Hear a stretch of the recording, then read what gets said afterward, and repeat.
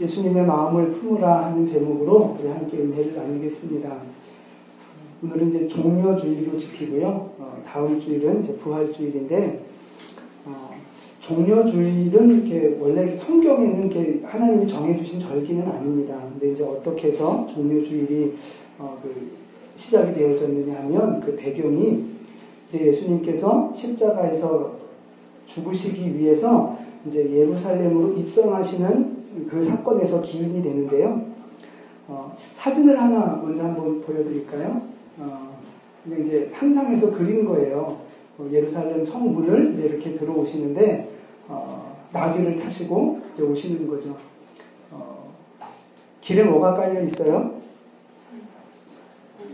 네, 레드 카펫이 아니고요. 그냥 그 당시 사람들이 입던 옷을 펴놓은 거고, 그 나귀 새끼 위에도 이제 안장 대신에 사람들이 겉옷을 깔고 이렇게 이제 앞에 가고 사람들이 뒤에 따라오면서 혹시 손에 들고 있는 거 보이나요? 네, 이제 그게 종려나무 가지예요. 종려나무 가지. 그래서 이제 그걸 흔들면서 호산나 호산나 외치는 거거든요. 종려나무 한번 볼까요? 네. 네, 저렇게 생긴 게 종려나무고요. 이제 저기에서 맛있는 열매를 맺힌다 그래요. 그 밑에 조그만 사람 보이시나요? 네, 사람이 있어요. 멋진 미녀가. 네. 네, 그러니까 얼만큼 저게 큰가를 이렇게 좀 보여드리려고 사람이 있는 사진을 준비했습니다. 저 나뭇가지를 흔들면서 이제 주님을 맞이해서 그래서 이제 종려주일이라는 이름이 붙은 것입니다. 이제 오늘 종려주일을 맞이해서 예수님의 고난, 예수님의 죽음, 이제 이걸 준비하는데 우리가 한 주간을 또 앞으로의 삶을 어떻게 살아가야 하는가, 이제 그 말씀을 좀 한번 살펴보도록 하겠습니다. 첫 번째 말씀은요, 예수님의 마음을 품어야 한다, 이렇게 말씀하고 계십니다. 오늘 본문 5절 말씀이죠. 빌립보서 2장 5절 말씀 우리 함께 읽습니다. 너희 안에 이 마음을 품으라. 곧 그리스도 예수의 마음이니. 아멘. 예수님의 마음을 품고 살아가라 말씀하시는 거예요. 그러니까 예수님을 닮으라, 뭐 이런 말씀이죠. 근데 어떤 마음을 닮아야 하는가? 그게 6절 말씀에 나와 있어요. 6절 같이 읽습니다. 그는 근본 하나님의 본체시나 하나님과 동등됨을 취할 것으로 여기지 아니하시고. 아멘. 그는 근본 하나님의 본체시나, 예수님이 본질적으로 하나님과 같은 하나님이라는 거예요.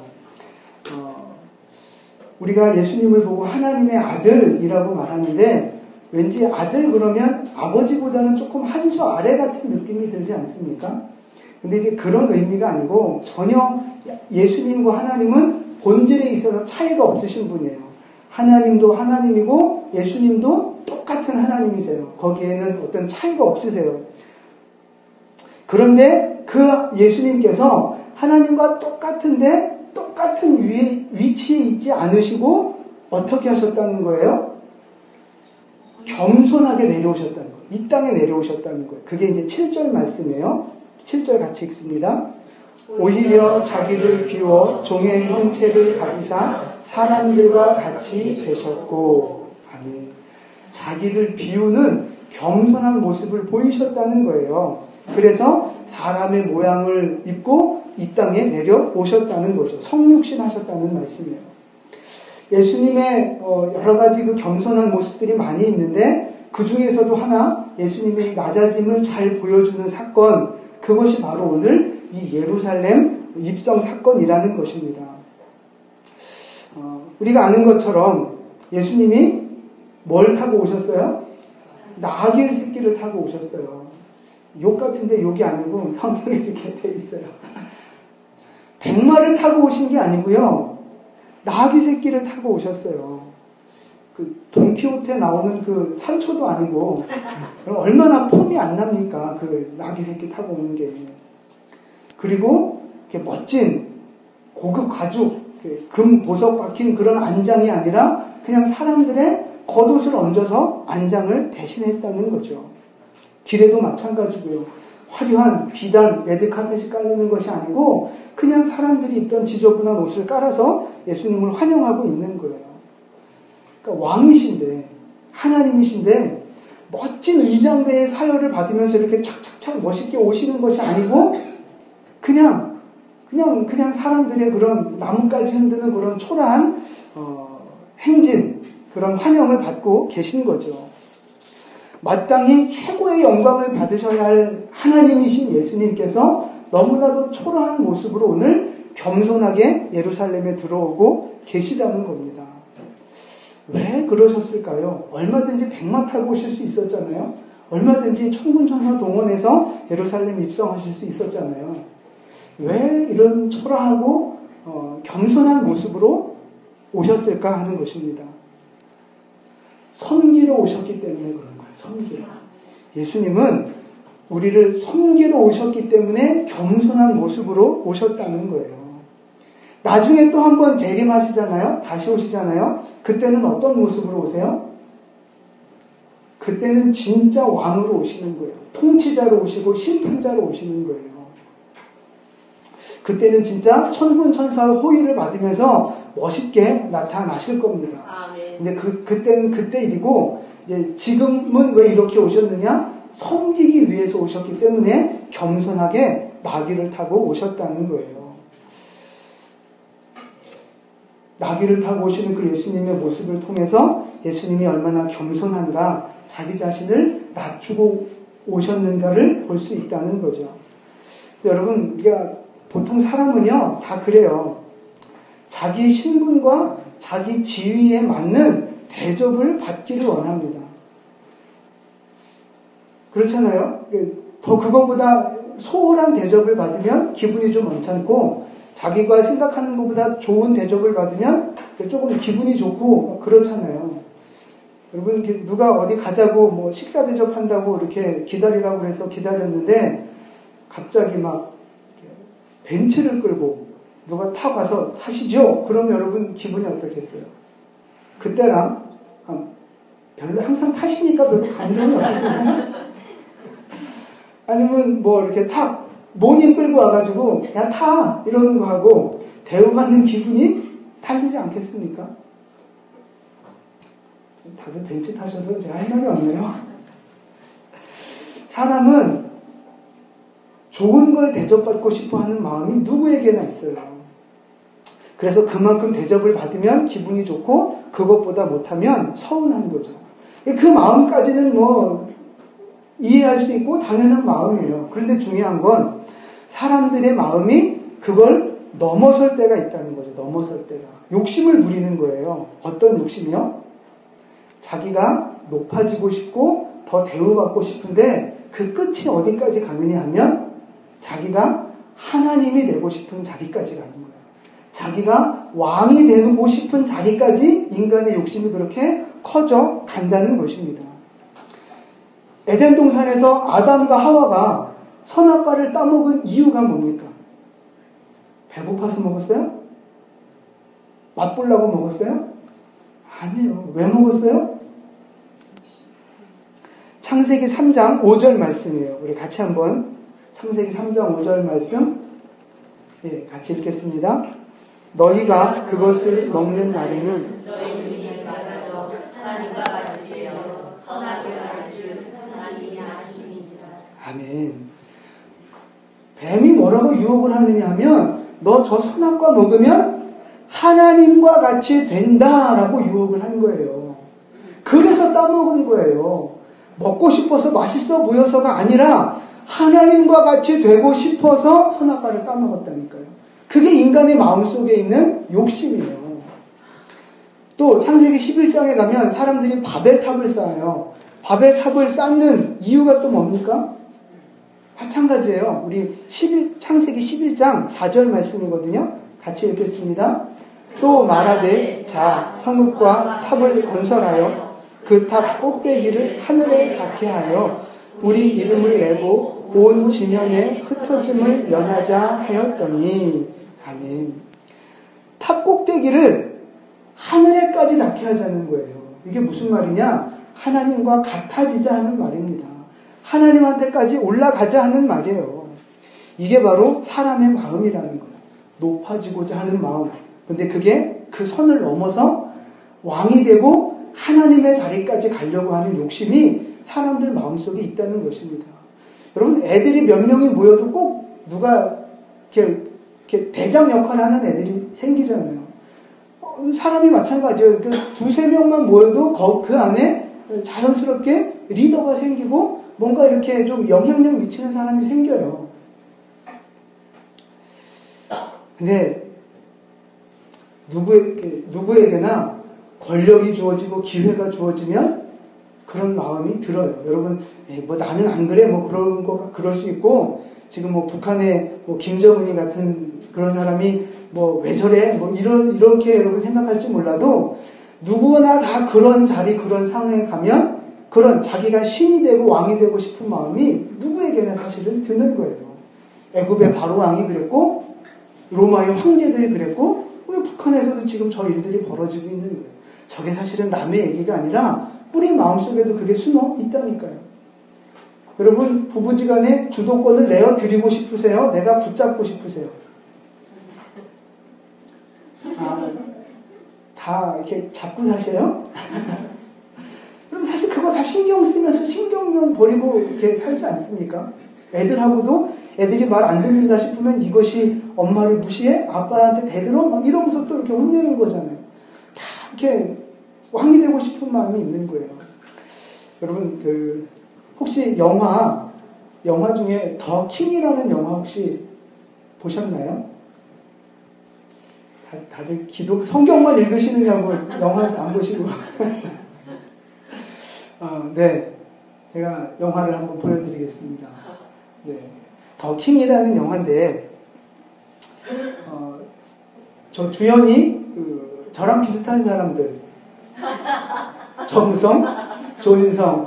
좀 이미지가 비슷하지 않습니까? 집사님 너무 웃음소리가 크셨어요. 끝나고 나오셔야 되겠어요.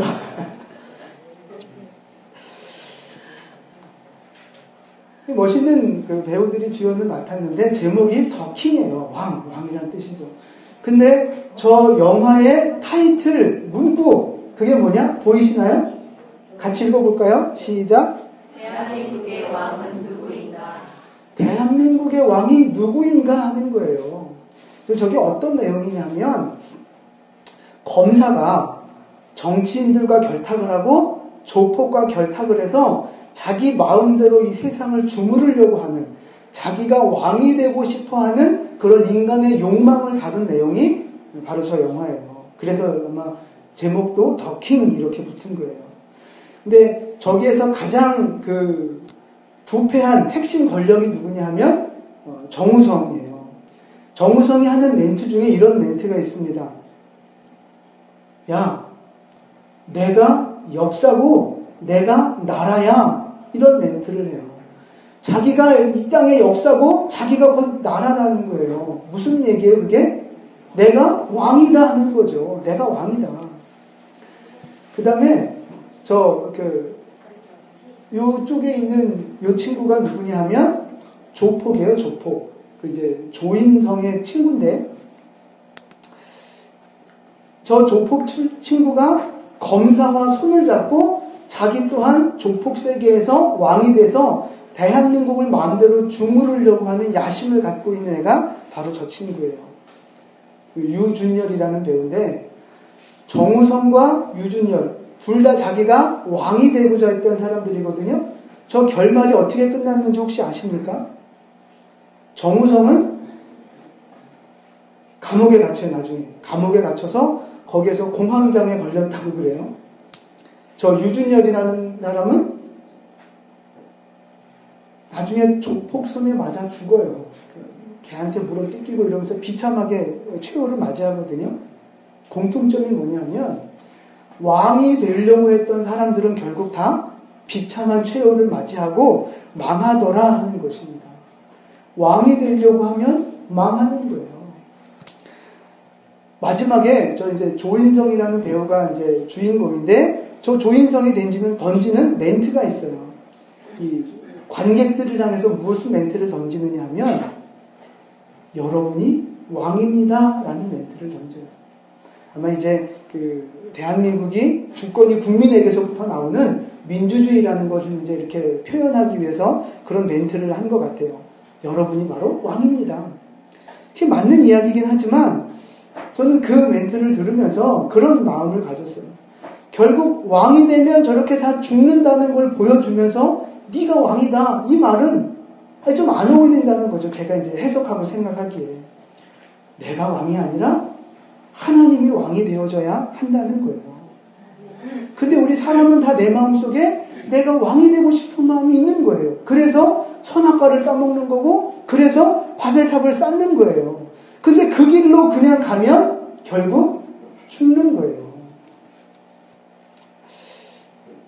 가정에서나 또 교회에서나 여러분 직장에서나 다 그렇게 왕이 되고 싶은 마음, 높아지고 싶은 욕심이 우리에게나 다, 누구에게나 다 있는데 결국 문제는 왕이 아닌데 왕이 되려고 하면 망한다는 거예요. 왕이 아닌데 왕이 될 욕심을 자꾸 가지면 문제가 생긴다는 것입니다. 그러나 예수님을 왕으로 섬기는 삶을 살면 왕이 주시는 복을 누리게 된다는 거예요. 여러분 왕으로 살지 마시고 예수님을 왕으로 섬기는 여러분 되시기를 축복합니다. 근데 예수님은 왕이시면서도 겸손하게 섬기러 오셨잖아요. 그 섬김을 우리가 배워야 한다는 거예요. 이 종려주일에 예수님의 섬김을 우리의 마음속에 닮아가야 한다는 말씀입니다. 여러분 내 인생의 주인 내가 아니라 하나님이시라는 거예요. 우리 가정의 주인도 여러분이 아니라 하나님을 주인으로 섬기는 가정이 돼야 그 가정이 진짜 복된 가정이 되는 거예요. 내가 왕이 되려고 하면 어떤 가정이 돼요? 콩가루 가정이 되는 거예요. 나도 왕, 너도 왕, 그럼 왕들끼리 맨날 치고받고 싸우면 어떻게 되겠어요? 다 망하는 거예요. 교회도 마찬가지예요. 누가 왕이에요? 하나님이 왕이신 거예요. 우리의 인생뿐만 아니라 가정과 교회와 이 나라조차도 우리의 왕이 하나님이심을 여러분 고백하고 선포하시기를 축복합니다. 그래야 우리의 인생과 가정과 나라가 행복해질 수 있는 거예요. 예수님이 바로 그런 겸손한 모습을 우리에게 보여주고 계시다는 거죠. 예수님이 어떻게 겸손해지셨느냐? 오늘 본문 2장 7절 말씀을 다시 한번 우리 같이 한번 보겠습니다. 같이 읽겠습니다. 오히려 자기를 비워 종의 형체를 가지사 사람들과 같이 되셨고. 아멘. 자기를 비우셨다는 거예요. 자기를 텅 비우셨다는 거예요. 자기를 텅텅 비우고 힘을 뺐다 하는 의미가 이 단어 안에 들어가 있거든요. 그러니까 예수님은 하나님 앞에서 자기 자신을 비우시고 마음을 비우시고 힘을 빼셨다는 거예요. 그래서 겸손할 수 있었고 순종할 수 있었다 하는 말씀입니다. 우리도 마찬가지예요. 우리 마음속에 뭐가 있어요? 욕심이 있고 이기심이 있고 내 고집이 있고 그런 세상적인 것들이 우리 안에 있지 않습니까? 그거를 비워야 된다는 거예요. 그거를 비우고 내 몸에 힘을 빼야, 내 목에 힘을 빼야만 예수님처럼 겸손한 사람이 될 수 있다는 거예요. 여러분 주사 맞는 거 되게 싫어하시죠? 네. 안 아프게 맞으려면 어떻게 해야 돼요? 힘을 빼야 돼요. 힘 꽉 주고 있으면 더 아파요. 뭐 침이나 주사나 힘 주면 더 아파요. 마찬가지 하나님 앞에서 우리가 힘 주고 살아가면 하나님 앞에서 내가 고집 부리고 살아가면 살아갈수록 우리의 인생이 점점점 힘들어진다는 거예요. 오늘 우리 꼬마 친구들 많이 왔는데 여러분 엄마 아빠한테 잘못했을 때 한 대라도 덜 맞으려면 어떻게 해야 돼요? 그죠? 빨리 빌어야 돼요. 빨리 잘못했다고.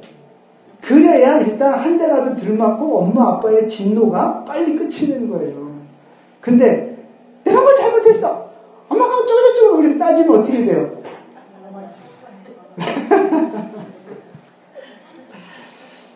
보니까 뭐 다 모범생들만 오신 것 같아서 그래서 혹여 앞으로 잘못해서 혼날 일이 생기면 힘 빼세요. 사람 앞에서도 마찬가지고 하나님 앞에서도 마찬가지예요. 내가 힘 뺄수록 하나님의 은혜와 축복이 임하는 줄 믿으시기를 바랍니다. 내가 힘을 빼야 그 다음부터 하나님의 은혜가 임하는 거고 내가 힘을 빼야 그 다음부터 하나님의 도우심이 시작이 되는 거예요.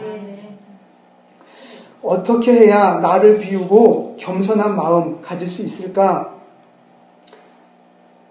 산속에 가서 수련을 많이 하시면 되나요? 명상, 요즘 명상 이런 거 많이 하는데, 무념, 무상, 무아지경, 이런 얘기들 하는데, 여러분, 교회에서는 그런 거 하시는 거 아니에요. 지구 밖에 나가면 진공 상태입니다. 그죠? 우주는 진공 상태인데, 영적인 세계는 진공 상태가 없다는 말들을 해요. 영적인 세계는 비어 있을 수 없다는 거예요. 거기에 하나님이 임재하시든 세상의 마음이 임재하든 어쨌든 우리 영적인 상태는 무언가로 채워져 있게 된다는 거예요. 그래서 예수님이 자신을 비우셨다 하는 말은 아무것도 없는 텅텅 빈 상태로 만들었다는 말이 아니에요. 인간의 욕심, 인간의 고집과 생각 이런 것들을 버리고 하나님의 것으로 채웠다는 말씀이에요. 하나님의 은혜로 하나님의 말씀으로 성령으로 채웠다는 말씀이라는 뜻입니다. 그렇게 인간의 생각과 세상적인 욕심과 고집을 내어버리고 하나님의 은혜로 나를 채워줘야만 겸손해질 수 있게 된다는 거예요. 그래야 예수님 닮을 수 있다는 것입니다. 여러분 한번 생각해 보세요. 우리가 힘있고 건강하게 활기차게 살아가려면 제일 중요한 게 기본이 뭐예요? 밥을 잘 먹어야 되지 않습니까? 밥 안 먹고 힘내서 살아갈 수 없잖아요. 자식 입에 밥 들어가는 것만 봐도 나 안 먹어도 배부르다 이런 말 하는데 그건 마음일 뿐이지 진짜 내 입에 밥이 들어가야 안 그래요 여러분? 밥을 먹어야 힘이 나잖아요. 우리 몸이 그렇게 돼 있잖아요. 근데 그게 영적으로도 그렇다는 거예요. 하나님 앞에 믿음으로 살아가고 승리하는 삶을 살아가고 주의 뜻 이루며 살아가려면 어떻게 해야 되느냐? 힘이 있어야 돼요. 힘이. 왜 신앙생활 하는 게 왜 힘이 들어요? 내가 영적인 힘이 없으니까 힘이 드는 거예요. 내가 힘이 있으면 별로 문제가 생기고 고난이 와도 그건 별로 힘이 안 드는 거예요. 내 안에 힘이 있어야 힘들지 않은 신앙생활, 하나님 뜻대로 순종하는 신앙생활을 할 수 있다는 것입니다. 그러면 어떻게 해야 내 영혼이 힘있게 살아갈 수 있어요? 육신이 밥을 먹듯 내 영혼도 공급받아야 하는 거예요. 하나님의 말씀이 내 안에 공급되어져야 하고 성령의 임재가 우리 안에 있어야 하고 하나님과 함께 해야만 영적인 힘이 우리 안에 공급된다는 거예요. 그래야만 하나님의 뜻을 이루고 순종하는 사명자로 승리하는 삶을 살 수 있다는 것입니다. 사랑하는 성도 여러분, 우리의 마음을, 여러분의 영혼을 하나님의 은혜로 채우시기를 바랍니다. 여러분 안에 있는 고집과 인간적인 욕심과 이기심들, 그런 세상적인 마음들은 다 내어버리시고 예수님의 말씀으로 성령의 임재로 하나님의 은혜로 날마다 채우셔서 예수님의 겸손을 닮아가는 여러분 되시기를 예수님의 이름으로 축원을 드립니다. 아멘. 두 번째 말씀은요, 겸손해야만 순종할 수 있다 하는 말씀이에요. 순종이 왜 중요하냐? 겸손이 왜 중요하냐? 겸손해야 순종할 수 있기 때문에 그래요. 그러니까 겸손은 순종으로 이어지는 통로가 되는 것입니다. 오늘 본문 빌립보서 2장 8절 말씀이요. 우리 함께 읽겠습니다. 사람의 모양으로 나타나사 자기를 낮추시고 곧 십자가에 죽으심이라. 아멘. 보세요. 예수님이 얼만큼 낮아지셨습니까? 네, 낮아지신 것은 사람의 모양이 되는 데까지 낮아지신 거예요. 하늘 영광을 버리시고 창조주 하나님의 자리를 버리시고 연약하고 죄인인 한계 속에 갇혀있는 우리 인간의 모습으로 이 땅에 내려오실 만큼 낮아지셨다는 거예요. 그래서 어디까지 순종하셨어요? 죽기까지 복종하신 거예요. 십자가에 죽으실 때까지 순종하신 거예요. 여러분, 어디까지 순종하실 수 있습니까? 여러분, 얼만큼까지 순종하며 낮아지며 살아오셨습니까? 무시당하는 거, 욕먹는 거, 매맞는 거, 돈 없이 가난하게 사는 거, 고난당하는 거, 어디까지 순종하실 수 있고 낮아지실 수 있습니까? 여러분, 죽음까지도, 죽는 것까지도 순종하실 수 있고 낮아지실 수 있겠는가 하는 것입니다. 우리는요, 순종하죠. 참죠. 근데 참다가 내 힘에 받치면 이제 뭐라 그래요?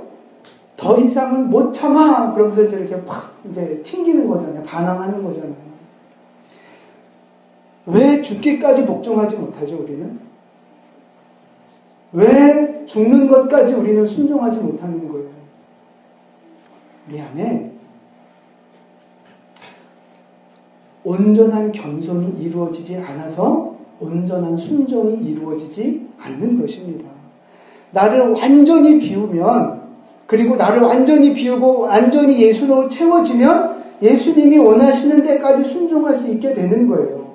근데 내가 아직 비우지 않고 내 안에 아직 내가 살아있으니까, 그러니까 내가 죽으면 죽기까지 순종할 수 있는데 내가 살아있으니까 죽기까지는 순종이 안 되는 거예요. 예수님은 우리에게 죽기까지 순종하는 모습을 보여주셨습니다.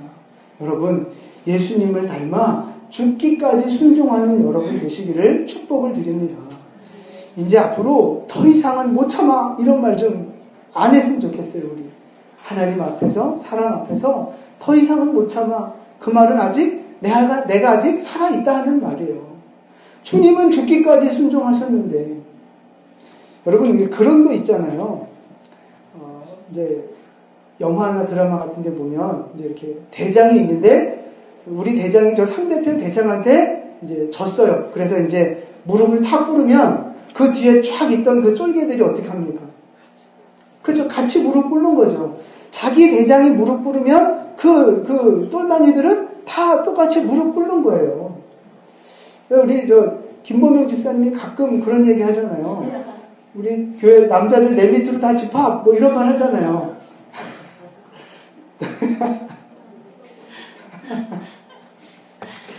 끝이 안 보이게 줄을 서죠.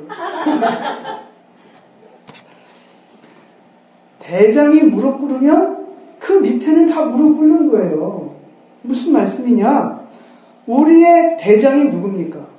예수님이시잖아요. 예수님이 하나님의 뜻 앞에 무릎 꿇었어요. 우리의 대장 되신 예수님이 하나님 앞에 죽기까지 순종하셨다는 거예요. 그러면 예수님을 대장으로 섬기는 우리는 당연히 무릎 꿇어야죠.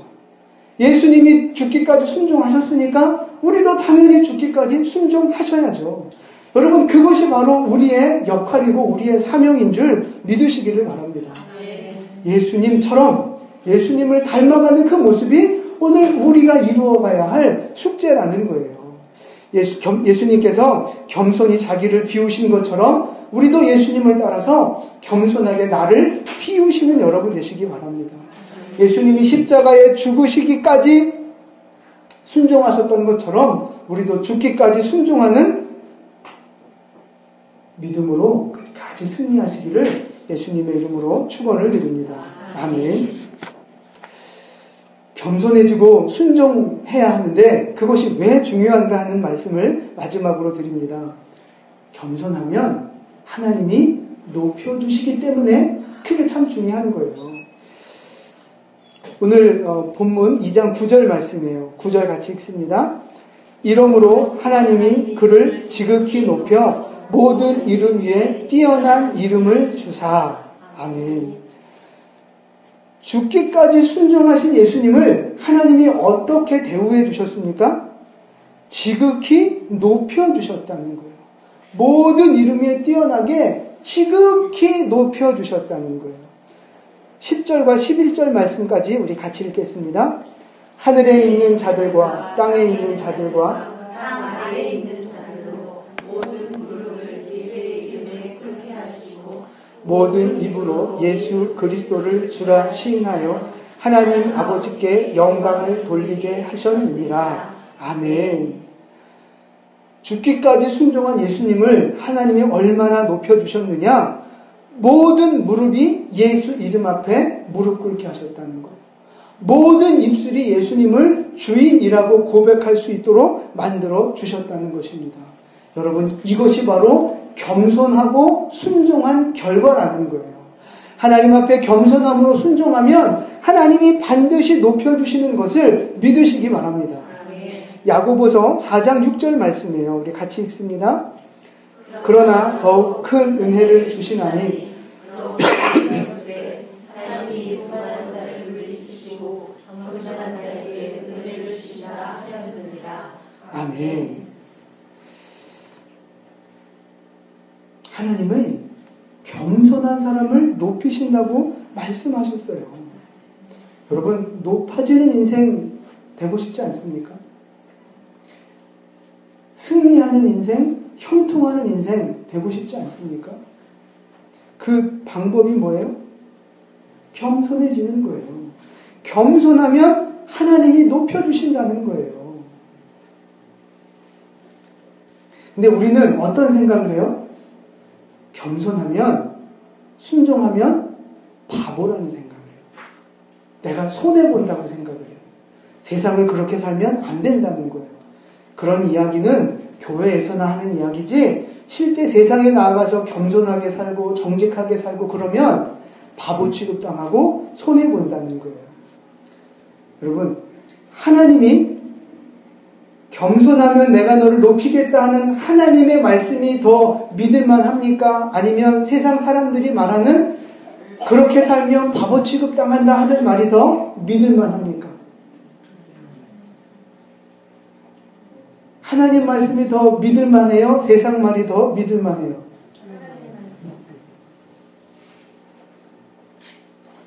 진짜예요? 그럼 여러분 세상에서 그렇게 믿음으로 겸손하게 순종하며 바보같이 그렇게 살고 계십니까? 사람들이 많이 후회하죠. 난 참 바보처럼 살았군요. 여러분, 세상이 뭐라고 말한다 해도 하나님의 말씀이 가장 확실한 말씀이잖아요. 내 마음속에 어떠한 부정적인 생각, 이건 아니야 라는 마음이 들어도 하나님이 겸손하면 높아지고 겸손하면 책임져 준다고 약속하셨으면 그 말씀을 제일 믿음으로 붙들고 살아가는 거, 그게 우리의 믿음이라는 거예요. 세상 사람들이 말하는, 세상에서 말하는 건 우리의 착각이에요. 착각. 그리고 마귀의 속삭임입니다. 여러분, 마귀의 속삭임에 속아 넘어가지 마시고 하나님의 말씀을 순종하시기를 축복합니다. 물론 순간적으로 내가 손해보는 것 같을 수 있어요. 순간적으로 내가 더 고생할 수 있습니다. 그러나 때가 되면 하나님이 갚아주시는 거예요. 때가 되면. 그래서 하나님은 공평하다고 말씀하시는 거예요. 믿음으로, 어떤 환경 속에서도 믿음으로 살아가면 하나님이 반드시 그 믿음에 대한 대가 갚아주시는 거예요. 그러나 상황에 따라서 하나님을 버렸다가 잡았다가 그렇게 왔다리 갔다리 하면 하나님도 우리를 그렇게 대우해 주신다는 거예요. 그게 하나님의 공평하심이라는 것입니다. 그러니까 여러분, 지금 손해보고 좀 억울하고 좀 그래도 하나님의 말씀을 믿으시고 겸손한 마음으로 순종하며 믿음으로 살아가시기를 축복합니다. 그러면 하나님이 때가 되면 반드시 높여주실 거예요. 공평하신 하나님이 반드시 여러분 갚아주시고 승리하게 하실 줄로 믿습니다. 그 믿음의 백성 되시기를 축복합니다. 마지막 말씀은요, 하나님이 우리를 겸손한 사람을 승리하게 하시는데, 오늘 예수님이 나귀 새끼를 타고 예루살렘에 오시는 이 모습이 바로 예수님의 승리를 미리 보여주는 사건이라는 거예요. 예수님께서 지금은 나귀 새끼를 타고 초라한 모습, 연약한 모습으로 오지만 이것이 근데 나중에 왕으로 정말 그 백마 타고 천사들과 함께 이 땅에 심판자로 오실 왕의 모습을 미리 보여주는 사건이에요. 여러분 그 문학 작품 기법 중에 복선이라는 거 있잖아요. 복선, 암시 뭐 이런 거 있잖아요. 미래에 일어날 사건을 미리 이렇게 앞부분에 조금 보여주는 거. 그러면서 미래를 예측하게 하는 그런 거 있잖아요. 오늘 예수님이 나귀 타고 오시는 모습이 바로 그 역할을 하는 거예요. 오늘 초라한 왕의 모습으로 예루살렘을 들어가시지만 그것이 나중에 이 땅에 진정한 왕으로 통치자로 오실 예수님의 모습을 보여주고 있다는 것입니다. 그래서 여러분 예수님이 고난 받으실 때에 예수님의 그 고난에 함께 동참하는 사람은 나중에 예수님이 승리하실 날이 올 텐데 그날 함께 승리를 누리게 된다는 거예요. 예수님의 마음을 가지고 겸손하게 순종하며 살아가는 사람은 결국 나중에 하나님이 높여주시고 하나님의 축복과 영광을 우리에게 베풀어 주신다는 것입니다. 여러분 순종이 우리에게 복이 됨을 믿으시기를 바랍니다. 예수님의 마음을 담고 예수님의 마음을 갖고 살아가는 것이 결국 우리에게 궁극적인 복과 승리가 됨을 믿으시기를 바랍니다. 아멘. 오늘 11절 말씀을 마지막으로 말씀을 마치겠습니다. 11절 말씀을 같이 읽습니다. 모든 입으로 예수 그리스도를 주라 시인하여 하나님 아버지께 영광을 돌리게 하셨느니라. 아멘. 이게 결론이에요. 예수님의 순종이 결국 하나님께 영광이 되었다 하는 것입니다. 여러분, 우리가 순종하는 것이 하나님께 영광이 되는 거예요. 하나님께 영광 올려드리는 삶, 그러면 우리는 좀 거창하게 생각해요. 뭔가 크게 헌신해야 되고, 뭔가 크게 이렇게 좀 결단해야 되고, 그런 하나님의 영광을 위해서 산다 그러면 좀 부담스러운 마음이 드는데, 그게 아니라는 거예요. 하나님 앞에 영광되는 것이 무엇이냐? 크고 작고 떠나서 내가 순종하는 것. 그것이 하나님 앞에 영광이 된다는 것입니다. 나의 순종이 하나님께 영광이 된다는 거예요. 내가 오늘 작은 순종이라도 하면 그것으로 인하여 하나님이 기뻐하시고 영광 받으신다는 것입니다. 사랑하는 성도 여러분, 내가 하나님 앞에 순종함으로 인하여 하나님 앞에 영광 올려드리면 하나님도 우리를 영화롭게 만들어 주실 것입니다. 예수님의 마음을 닮아서 겸손하고 순종하며 살아가는 여러분에게 이런 승리의 은혜와 축복이 나타날 수 있기를 예수님의 이름으로 축복을 드립니다. 아멘. 기도하겠습니다.